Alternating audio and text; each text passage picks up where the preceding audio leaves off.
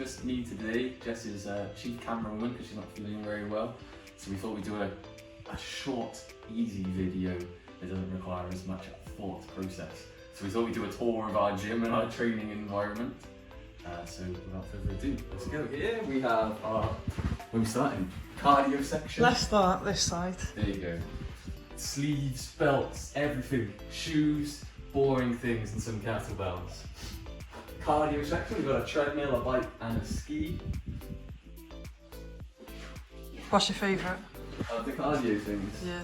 I quite like the ski, just because we do a lot of walking, and if I play football I end up running, so it's nice to do something that's low impact. Just arms. And also it's like upper body cardio, isn't it? Which is never a problem. In the main training zone. The one where it's currently raining, so sorry about the noise of the rain. Yeah, we've got a rack, bench, portable pull-up bar. Which wasn't worth the £100 we paid for it. Wasn't worth the £100. Flimsy piece of crap. We got it rather than having one on the wall. The problem I had is, as you see, the walls aren't very tall. So if you were holding onto a pull-up bar, at the bottom of it, you were pretty much touching the floor. So I thought this would be taller, but it isn't. So it was completely pointless. Pulley, high-low, so we can do various cable exercises. A couple other bars, so a safety squat bar. Trousers. And trap bar. And then last bit, obviously you can see the rest of the dumbbells and the barbells and the weights and that as well. Cardio suite. Weightlifting suite. We probably spend more time in this one, but it's annoying where we only originally had that one, so things like the weights are fixed to the wall there for the storage. So then we have to go all the way in, collect the weights, come all the way out. Back out. Most of the stuff is sort of accumulated over time, like the rack and the barbell, for example, I've had getting on 10 years nearly now, and then we've just picked up bits and pieces as we go. As soon as we rearrange to make more space, we buy something else to fill the space. Yeah, that tends to be what happens. So now we want a bigger house. Yeah, I think if I was going to do it, if I had another space to do this in, I'd probably it'd be nice to have a better use of space. Like, we've got quite a big area, but it's on not 2 very levels. convenient. And there's lots of bits like where the chimney is in the living room, it's sort of stuck out, so you kind of have to use those bits as storage, otherwise it's kind of wasted area. And similarly in here, it's not quite wide enough that we could put the rack widthways, which would mean that we'd have a larger area to use. Obviously from here, once by the time you step out, you're in the middle of the room, so then the other person can't really do it. Whereas if we were this way around, you'd have all of that area. And speaking of this, we were going to discuss considerations for people who want to set up their home gym area. And the one thing we didn't realise is how much space you need on the side of each rack for a bar, because a bar will come out to roughly here, then you'll need a few inches to get the weights on and in case you wobble. Yeah, I think it might depend from person to person. Some people might not be that worried, but for me, you need to feel like you have the space around you. I saw a video the other day of a guy doing snatches on a balcony with about this much room, and he was doing like in the hundreds. So some people don't care, but for me, when it was this way round, the bar will fit, but you just feel like you make any mistake either way, you'll go through the window or things like that. Some people obviously have a power cage style rack, and you do everything inside it. So if that was the case, then it wouldn't be that much of a problem as opposed to a half rack essentially. And space is the one thing to consider. You always need more space than you think. Yeah, again, it depends what, I've seen people's home gyms, and some people just have loads and loads of machines. They literally cram every single thing full like a normal gym, and that obviously works for them. But for most of the things that we do and I like doing, I prefer to have a big space. If it was my perfect gym, jumping around like an athlete. Yeah, pretending I'm an athlete, exactly.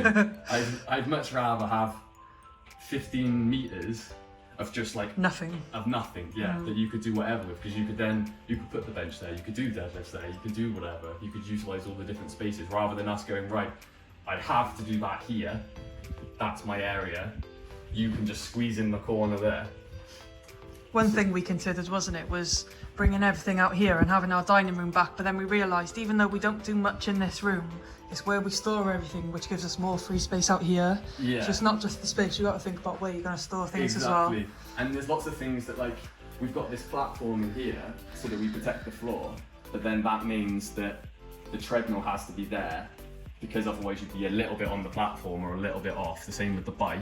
It's more decorative than anything these days. Isn't Yeah, it? we don't really use it, yeah. But it's lots of things like that. It's like once there's lots of space, but once you start putting things, it sort of limits what you can do around it. Like again, we've stuck it in a corner. It's the most inconvenient shaped gym it's got, isn't it? It's annoying that it's got this bit on it, which we don't use, or has literally no point, because why do you need to put the thing on there when it just sits down there? So that bit just wastes so much space. If that was just this bit, it'd be great, you wouldn't could it? use all this bit here. I think the main thing to consider when doing your own gym is thinking about what your training entails and what your goals are, because unless you use things that you need, it's pointless having them. Like because we've got a bit of space and we did clients and stuff, there's lots of things we picked up almost for them as much as for us. But say, let's think of an example. I've always wanted a rowing machine, and again, it's just something that takes up a lot of space to use.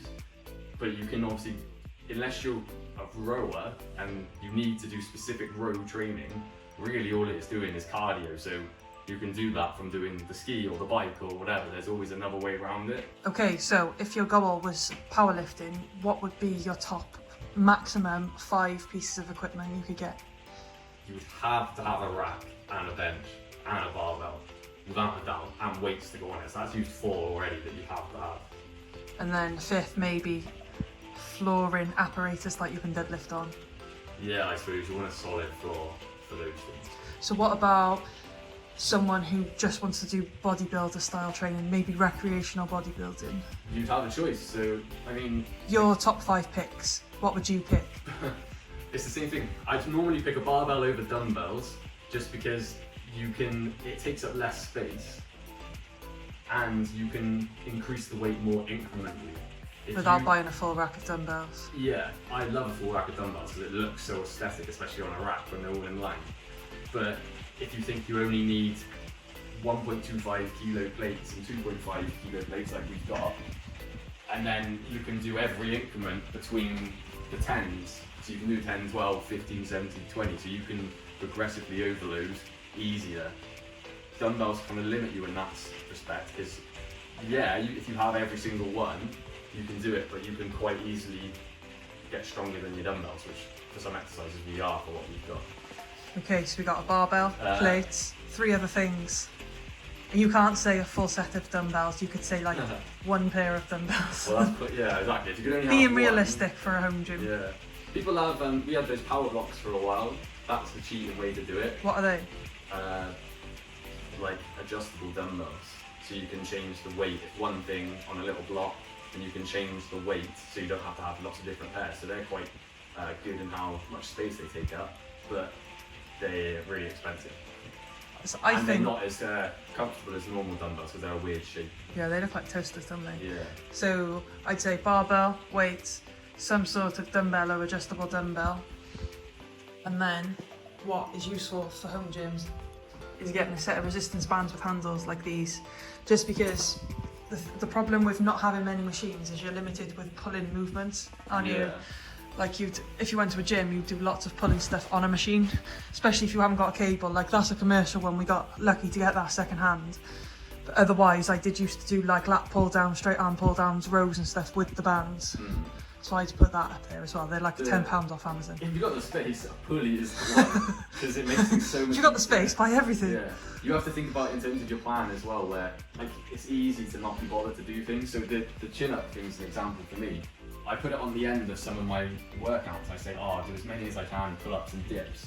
But when you get towards the end, I'm like, I can't be bothered to set it up. It takes 2 minutes to set it up, but I just can't. It's just effort, isn't it? It's just effort.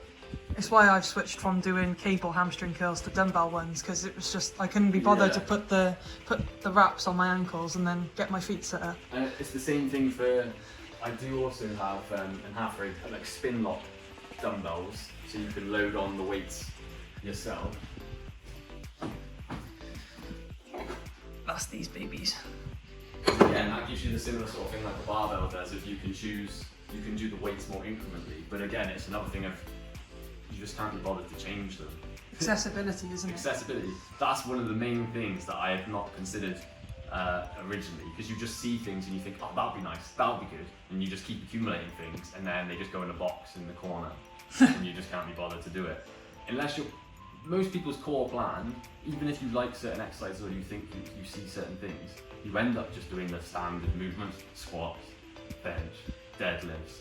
So you don't really need loads of stuff, and all those other things are a luxury in themselves. It's a bit more interesting to be able to do them, but it's probably, unless you really enjoy the exercise, not worth the money, the space, or the effort, because you will just be like, And in terms of burning calories, nobody needs a treadmill, a bike, or a skier, or all of the above. We purely have got them because we've got the space for convenience. I can do steps when it's raining. If I can't be bothered to walk, I can cycle. If I want to do an upper body warm up, I can ski. Most people have legs that can go outside for a walk and run or buy an outdoor bike. So none of this is just luxury. It's not necessary. But in saying that, I've run more than I ever have because you have a treadmill. Because I don't like going outside. And I would be much more likely to do 15-20 minutes watching that rather than going outside. But again, that's a luxury. You don't by any means need that. Yeah. I think the main thing to consider is when you're thinking of a piece of equipment is its functionality in terms of how necessary it is to your plan, how sort of, what's the word for it? Versatile the piece of equipment is. In most cases, you want to avoid things that only have one purpose. Like you could do a whole workout with one dumbbell if you really want to. If you really want to, yeah. You'd obviously come into... You can't do a whole workout with an exercise bike, unless you just want to cycle. You'd come into a sort of problem where you'd get too strong for the one dumbbell, but you can obviously do different things. Slower, more reps, you could change different bits, and obviously the one dumbbell you need for doing lunges probably isn't going to be the same dumbbell you need for doing shoulder press. So that's where you kind of come unstuck with that. But you can get by with that. What you don't want to do is get too many things, like we've got this hip thrust bench thing in the corner. Again, that goes with the same thing of it's a faff to set up. It's easier than setting up a bench though. You just push the headrest in it, so it takes no effort. But again, it's just another bit in your plan where you think, oh, can I be bothered to do that? And it's easy to then put it off. Plus, it takes up space. You only use it for that one exercise. It's got no other purpose, really. And then you've got to put it away. Unless you do glutes every day, you use it once a week, you know? The other thing I always think of is a glute ham raise machine, or when I say machine, bench pad. I always see them and think, oh, that'd be so useful. I could do hamstrings, I could do abs. But they take up the same space as that treadmill does, and it literally has that one purpose. You'd use it at the end of a thing. Unless you do CrossFit workouts and you need to follow theirs exactly, and because they use it a lot, it's just takes up space for what it is. Lots of things you can make it do, can't you? Like we've set up a DIY back extension by using the rack and a barbell. So we put a barbell across here, put our glute bridge pad on top of the barbell to touch your hips, and then our feet against the wall, and you can do a 45-degree back extension like this. I do hamstring curls with the Booty Girl ankle straps, attach it to the cable. You can also attach it to a band, for example. I lay on my drop pad. You can also lay on a bench and do it with a dumbbell between your feet. There's all sorts you can do. You've just got to get creative. That's easier than having to have a hamstring curl machine, a back extension pad. There's lots of things you can do. And then I think the other thing is that there's not any exercise you have to do. There's not many. Unless you're a powerlifter, you can literally do anything you want. Yeah, like there'll be loads of science that says, oh, X exercise increases pec development or recruits more muscle fibers than so-and-so exercise. But I think what you actually notice from doing them and what actually achieve is you wouldn't be able to tell the difference. It's just finding ones that you can do easily and ones you like, and you just got to sacrifice some things. Cool. I think that Talked a lot longer than I thought I would about. Should we show the cakes? Yeah. So now we're gonna look at some look at our postal order of George's bakery cakes that we got, and Valentine's Day themed. Yeah. Postal order. Taste test and yeah. So we've shown you what we like to do. Now we're going to show you what we like to eat.